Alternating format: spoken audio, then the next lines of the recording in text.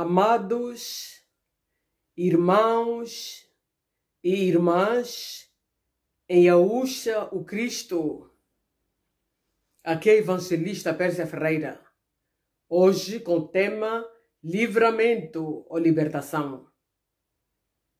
Em primeiro lugar, vamos saber o que é o livramento.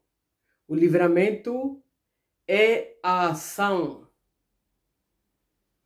de resgate ou de livrar.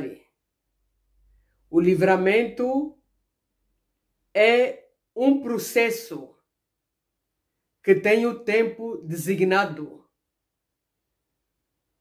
Todo livramento, toda libertação tem um tempo designado. Porque, segundo Eclesiastes, capítulo 3, vou-vos ler, do versículo 1 ao versículo 3, e depois vocês vão continuar com a leitura desse capítulo, por vocês próprios, para vocês aprofundarem o conhecimento acerca deste Deus, o qual nós servimos. Eu estou a usar a Bíblia do Rei James, ou King James, atualizada. Então, vamos para Eclesiastes, versículo 1. Para todas as realizações há um momento certo. Existe sempre um tempo apropriado para todo o propósito debaixo do céu. Vejam, para a sua libertação, para o seu livramento, há um tempo designado. Há o tempo, no versículo 2, há o tempo de nascer e a época de morrer, tempo de plantar e o tempo de arrancar o que se plantou. Vamos para o versículo 3. Tempo de matar e tempo de curar. Tempo de derrubar e tempo de edificar. Nós aqui vemos que tudo aqui na Terra realiza-se de acordo com a ordem, as leis e os princípios de Deus. Porque o Deus que nós servimos é um Deus de ordem. Ele não é o Deus da confusão, como Satanás. Por isso, quando nós queremos ser libertos, temos que ter o conhecimento como funciona o trabalho da nossa libertação ou do nosso livramento, a fim de não cairmos nas igrejas onde os falsos profetas operam, onde pegam na testa da pessoa, tiram-na para o chão, a pessoa cai para o chão, rola, berra ou grita. Em primeiro lugar, a pessoa cai porque a pessoa quer cair. Porque este homem, pastor, esta mulher pastora, não tem o Espírito de Deus neles. Não estão a trabalhar debaixo do comando do Espírito de Deus. Por isso é que lutam com as pessoas que procuram sua ajuda. Isto é como se fosse Satanás a livrar Satanás.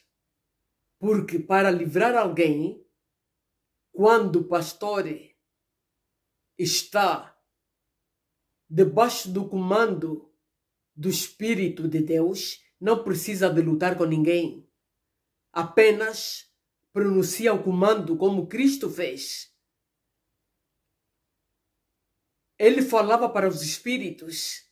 Vou dar o exemplo do menino epiléptico que estava possesso por um espírito surdo e mudo da epilepsia.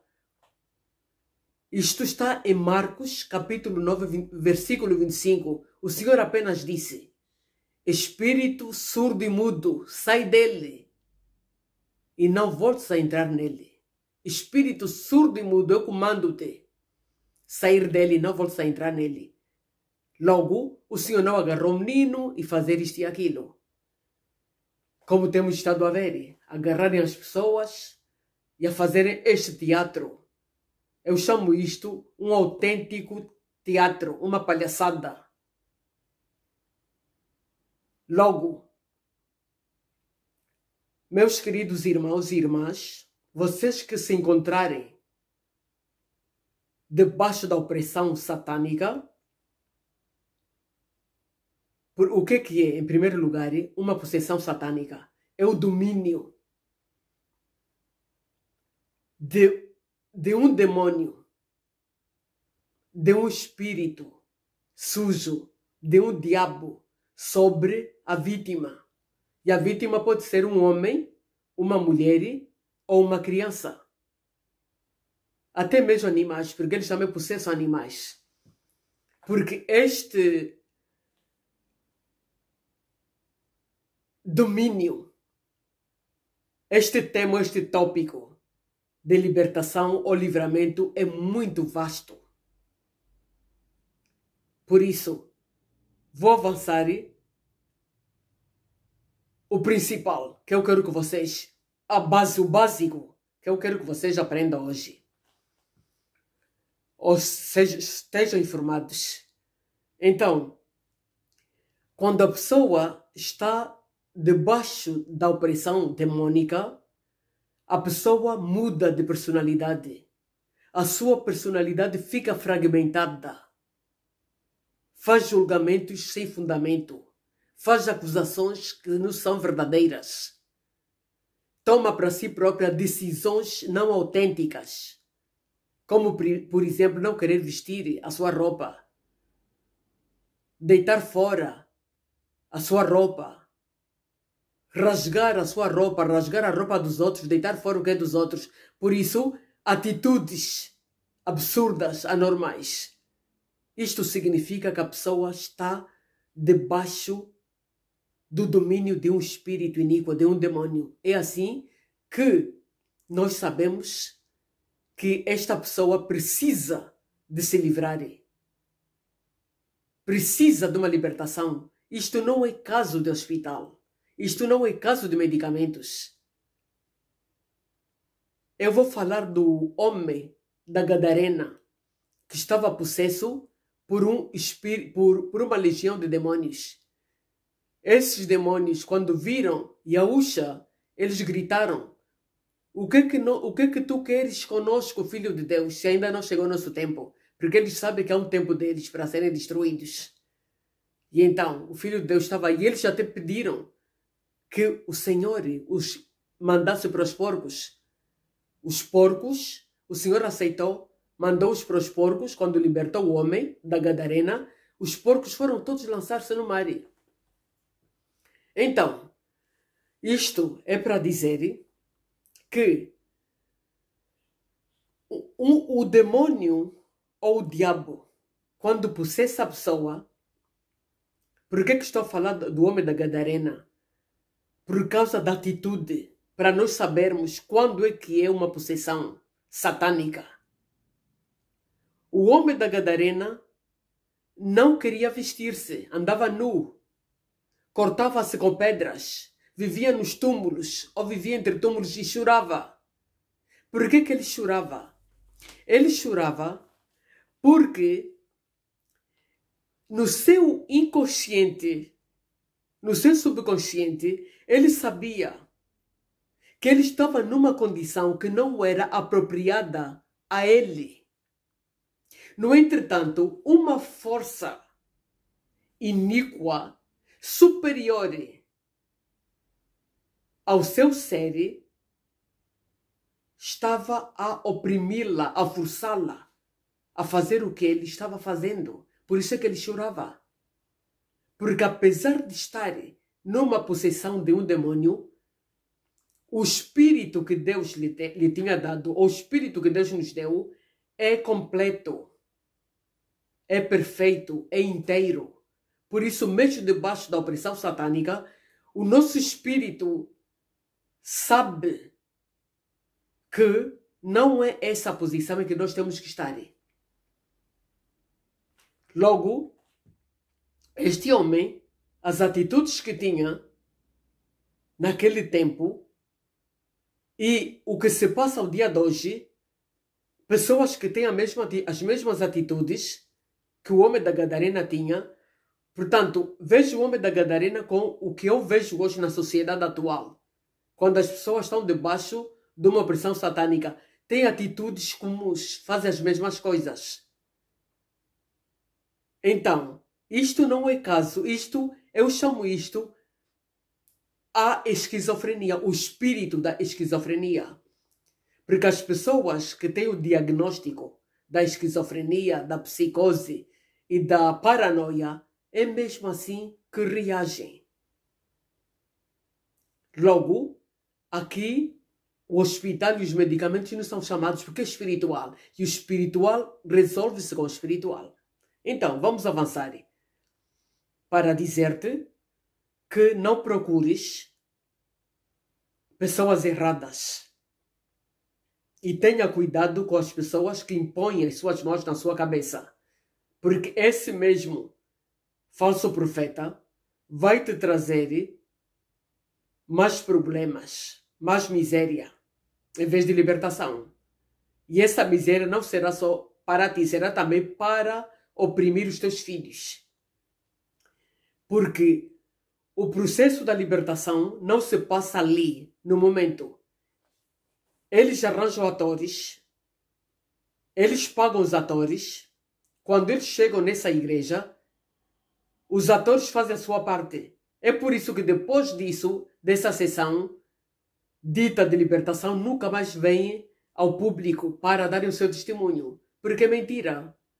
E eu já conversei com pessoas que se fizeram de atores de uma certa nação, que não vou citar, que não vale a pena porque não adianta. Essas pessoas falaram do pastor fulano, que é um pastor muito conhecido. E as pessoas dizem que, ele é um homem de Deus, isto e aquilo. Mas falaram dele, expuseram o homem. Há um vídeo no YouTube contra isso. Ele foi exposto. Os atores foram pagos e falaram. Por isso, essa farsa toda, esse teatro todo, essa palhaçada toda, que vocês, os falsos profetas, fazem, vocês vão ter contas com Deus. Vocês serão julgados. Porque Gálatas 6:7 diz: cada um colhe aquilo que planta. Com Deus não se brinca. Então, para vocês, meus irmãos e minhas irmãs, que neste momento procuram libertação, não fiquem desesperados, tenham paciência, procurem conhecimento, esperem de Deus. Porque Deus tem para vocês de certeza absoluta a restauração das vossas vidas. Vou ler para vocês certos versículos bíblicos que têm precisamente o alívio, a consolação para a vossa edificação. Porque de certeza absoluta que o vosso tempo de libertação está no calendário de Deus. E chega sempre. Então, vamos agora para o livro de Joel 2, versículos 25 a 26. 25. Haverei de vos restituir os anos consumidos pelo gafanhoto migrador, pelo assolador, pelo destruidor e pelo cortador, meu grande exército que mandei contra vós para castigar-vos. Meu Deus, meus irmãos, aqui o Senhor nosso Deus está a dizer que Ele vai restituir os anos perdidos das vossas vidas enquanto estiveram nessa opressão satânica. Por isso, tenham paciência, porque esta é a restauração da vossa vida. Deus vos vai restaurar. Portanto, no 26, então comereis à vontade até vos fartardes, e louvareis o nome de Yahweh, vosso Elohim, Deus que realizou maravilhas em vosso benefício, jamais o meu povo será humilhado. Não serás humilhado para sempre. Não serás humilhada para sempre. Apenas esperem nele, porque a vossa libertação tem um tempo designado. Vou ler para vocês agora o Salmo 102, versículo 13. Tu te erguerás e terás misericórdia de Sião, porque já é tempo de teres piedade. Sim, o momento chegou. Claro, quem é Sião aqui? Somos nós, os crentes. Este erguer-se, de acordo com a misericórdia de Deus, é 24 horas durante o dia. É 7 dias durante a semana. É 365 dias durante o ano. Apenas temos que saber que ele tem, de acordo com a sua ordem, leis e princípios para que a nossa libertação, o nosso livramento chegue. E ele estará aí no momento certo, de certeza absoluta. Agora, vou ler para vocês, desculpem, a Segunda de Reis, capítulo 4, do versículo 11 a 17. Esta aqui é a história do profeta Eliseu com a mulher sunamita. Portanto, esta mulher, a sunamita, ela tratava muito bem o homem de Deus. Ela recebia o profeta com dignidade e respeito na sua casa. Servia-o. Até tinha um quarto lá na casa dela, onde o profeta descansava. E então o profeta chegou à conclusão que esta mulher merecia ter uma recompensa dos benefícios que proporcionava a ele. E vamos ver nesta história o que estava a fazer falta a esta mulher.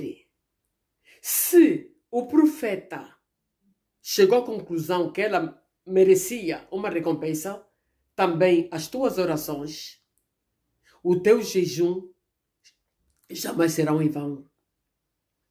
Porque o próprio Deus vai ver, conforme viu o profeta Eliseu para a mulher sunamita, que tu terás o teu tempo designado para receber a tua libertação, conforme a mulher sunamita recebeu a libertação dela contra a esterilidade dela. Então, vamos ler para vocês, vamos confirmar. É 2 de Reis, capítulo 4, versículos 11 a 17. O versículo 11 diz: um dia, quando Eliseu chegou a essa casa, subiu ao seu quarto, como eu disse há pouco tempo, que ela até tinha um quarto para o profeta, e deitou-se para descansar um pouco. Versículo 12. Mandou seu servo Geazi chamar a mulher sunamita. O moço a chamou e, assim que ela chegou, versículo 3 agora, Eliseu mandou Geazi dizer-lhe: tu tens sido generosa e nos proporcionado muitos benefícios. O que poderíamos fazer para ti? Gostaria que eu intercedesse por ti junto ao rei ou ao comandante do exército? Estava o profeta a perguntar a essa senhora, a sunamita, se ela queria que o profeta intercedesse por ela junto ao rei ou ao comandante do exército. E a mulher sunamita vai responder. Diante do que ela respondeu: eis que vivo em paz entre o meu próprio povo. Ela só entendeu isto.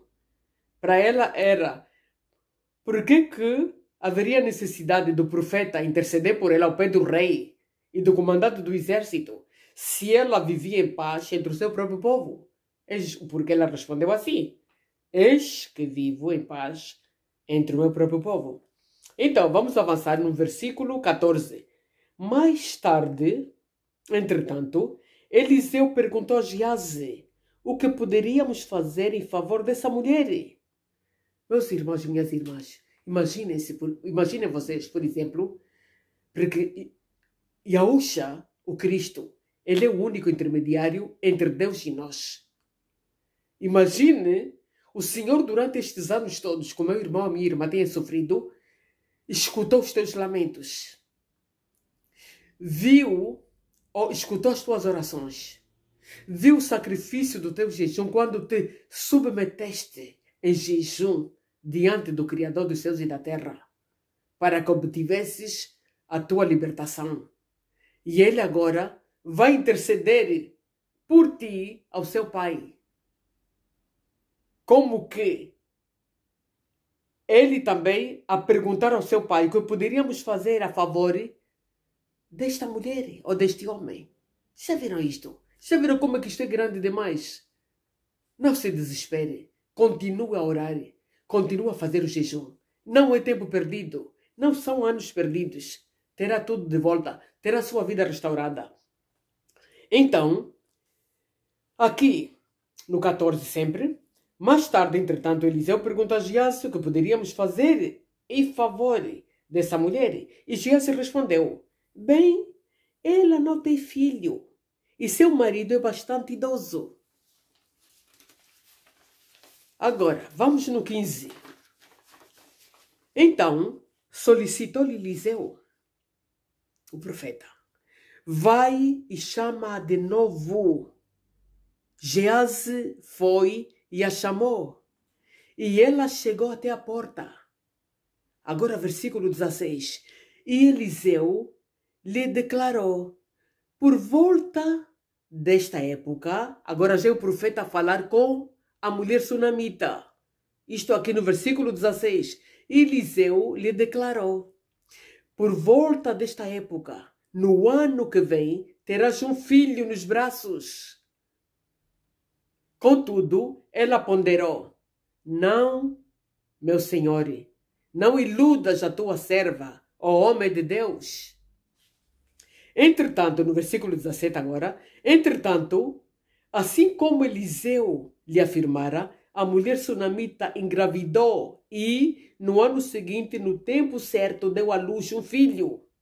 Queridos irmãos e queridas irmãs, este era o tempo designado para a libertação da mulher sunamita contra a sua esterilidade, contra o espírito da esterilidade. Este tempo estava designado e ocorreu para ela. Assim também, tu tens o teu tempo designado para a tua libertação. E agora, levo-vos a Provérbios, capítulo 13, versículos 9 e 10. O versículo 9 diz: o fulgor da luz dos justos brilha esplendidamente, mas a lâmpada dos perversos se apagará totalmente. Eu interpreto assim, este versículo. Significa que os justos serão livres pelo seu conhecimento. Por isso ele está aqui a dizer, o fulgor da luz dos justos brilha esplendidamente, mas a lâmpada dos perversos, ou a lâmpada dos ímpios, se apagará totalmente. Então, há libertação para ti, meu irmão e minha irmã. No versículo 10, a arrogância só produz contendas, mas a sabedoria está com aqueles que buscam conselho. Meus queridos irmãos, onde é que nós encontramos a arrogância?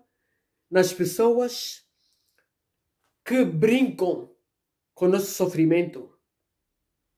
Nas pessoas que fazem jogo com a nossa mente, com a nossa miséria, fingindo que eles nos vão libertar. Eles brincam com o nome de Deus, eles brincam com o nome de Yahushua, mas quando sabem que estão a mentir, que o que estão a fazer é apenas teatro, aí onde está a arrogância, para aí depois obterem eles a fama e a glória, porque eles trabalham para a sua própria glória. Eles trabalham para ter a influência no meio social, numa dada sociedade, na comunidade, para serem conhecidos, para serem procurados, para enganarem mais vítimas. Mas só cairão nas suas mãos aqueles que não vierem a buscar o conhecimento, conselho na palavra de Deus, como está aqui escrito, mas a sabedoria está com aqueles que buscam conselho. Onde é que vamos buscar este conselho, meus irmãos? Na palavra de Deus. Apenas na palavra de Deus. E então, agora, levo-vos para Daniel, capítulo 2, versículos 21 e 22. Escutem-me bem, por favor. Ele muda as épocas e as estações. Destrona reis e os estabelece. Dá sabedoria aos verdadeiros sábios e entendimento aos que buscam discernir e conhecer. Quem faz isto? Deus, o autor da vida, o autor de tudo. Ele é que muda as épocas e as estações. Como vimos em Eclesiastes, para cada evento há um tempo designado. Ele destrona reis e coloca reis. Temos visto na sociedade. Ele põe em cada lugar certas pessoas que ele conhece, porque ele conhece todos, que merecem esse lugar. E ele destrona, tira desse lugar as pessoas que não devem estar naquele lugar. E dá sabedoria aos verdadeiros sábios. Isto ocorre ao dia de hoje. Aos verdadeiros sábios Deus dá sabedoria. E entendimento aos que buscam. O entendimento de Deus só vem para aqueles que buscam. Aos que buscam discernir e conhecer. Então, vamos buscar discernir e conhecer, para que não caiamos nas ratoeiras do iníquo. Versículo 22. Revela mistérios profundos e enigmas ocultos. Conheço que jaz nas trevas e a luz habita nele em todo o seu esplendor. Portanto, este Deus que revela mistérios profundos e enigmas ocultos na tua própria vida, conhece o que jaz nas trevas e a luz habita nele em todo o seu esplendor. É este Deus que vais buscar. Não vá atrás de homens. O profeta Jeremias disse: maldito o homem que confia no homem. Não vai atrás daquela mulher só porque a tua amiga foi lá, a tua tia foi lá, a tua prima foi lá. Não vai atrás daquele homem só porque uma das pessoas que tu conheces foi para lá. Aquele homem que te vai pedir dinheiro, tudo que pede dinheiro é bruxaria, é feitiçaria. É para te trazer mais tortura na tua vida. Tudo o que vai pedir-te sacrificar um animal, ou sacrifício de animais, o sangue do animal, esse sangue, não vai em vão. É o espírito que essa pessoa vai levantar para ti. Vais trazer mais espíritos contra ti próprio, o teu esposo, os teus filhos. E o demônio vai vos pôr numa opressão tal que vai levar anos para vocês saírem dessa opressão satânica. Procura Deus. Procurem Deus. O livramento contra todo tipo de opressão satânica. O livramento contra todas as forças da escuridão vem de Deus. Em nome de Yahusha, o Messias.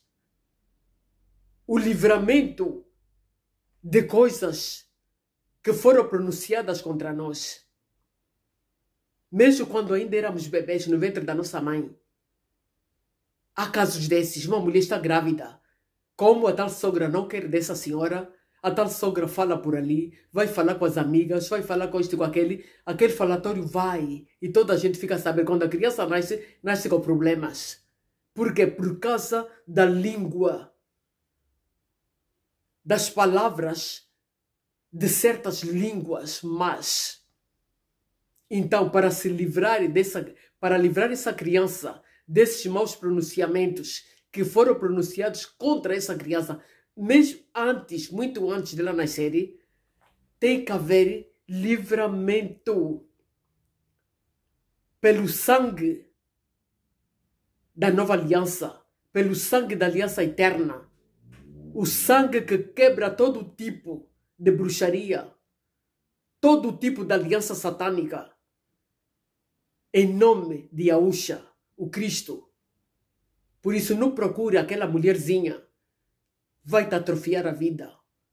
Não procure aquele homenzinho, confia em Deus. Então, agora, por último, vou-vos ler Gênesis, capítulo 18, versículo 1 a 10. Eu não vou ler os versículos todos, só vou ler o último versículo. O resto vocês leiam por vocês. O último versículo, portanto, 18 diz: Abraão será o pai de uma nação grande e poderosa, e por intermédio dele todas as nações da terra serão abençoadas. Portanto, esta aqui é a história do patriarca israelita Abraão e a sua família. Portanto, eles estavam avançados na idade. Os dois estavam velhinhos. A Sara era estéril, não fazia filhos e já não tinha período. E o seu esposo também, os seus órgãos de reprodução já não produziam por causa da idade. No entretanto, o Deus do céu fez uma grande coisa para esta família. É de Abraão, o patriarca, que veio a nascer a nação, a grande nação mais poderosa da terra, a nação de Israel, a nação divina. Não estou a falar de Israel aí, que eu estou a ver agora com os meus olhos, porque Deus sabe onde fica Israel, Deus sabe qual é o Israel, e Deus sabe o resto. Portanto, para um bom entendedor, meia palavra basta. Então, o patriarca, com a sua esposa Sara, vem a ter o filho da promessa, Isaac. E do filho da promessa, Isaac, vem a nascer Jacoba. Jacoba, a quem chamam Jacó. E Jacó vem a ser o pai das 12 tribos de Israel. A história do verdadeiro Deus e Criador dos céus e da terra começa com as 12 tribos de Israel e acaba com as 12 tribos de Israel. Porque revelação também está. Mas esta é uma história para um outro dia. Porque eles aparecem no portão. O anjo pergunta, só para vos dar assim um breve highlight. O anjo pergunta, e quem são esses? Esses aí, por cada portão na nova cidade de Jerusalém, cada portão na nova cidade de Jerusalém está o nome de cada uma das 12 tribos. Do primeiro ao último filho de Jacoba. Voilà. Então, desculpem, mas acaba assim. Isso é na revelação. Isto é a história de um outro dia. E então hoje vamos. É só para dizer que Deus tinha o tempo designado para o casal Abraão e Sara. Mesmo depois de anos avançados. E a Sara não tinha acreditado que ela ia fazer, que ela ia ser a mãe de Isaac. E através deles vieram as nações, as 12 tribos de Israel, a grande nação. Portanto, a Sara, ela tinha autorizado o esposo dela, Abraão, fazer o filho com a concubina, a egípcia Agar. Mas o filho da Agar não era o filho da promessa. O filho da promessa seria o filho de Abraão com a sua esposa, a Sara. A Sara é que é a mãe do filho da promessa. Então, é para dizer que Deus tinha designado um certo tempo para este casal. A libertação deles contra o espírito da esterilidade. A Sara, no tempo certo, no tempo designado, no tempo apropriado, na estação certa, veio a ter Isaac. Então, meus queridos irmãos e irmãs na fé, eu tenho a certeza absoluta e estou segura disto. Não interessa os anos que vocês sofreram, que foram atormentados por demônios ou diabos, mas vocês têm que saber que têm a vossa libertação. a mudança agora. Chegou o tempo da vossa libertação. Chegou o tempo da mudança.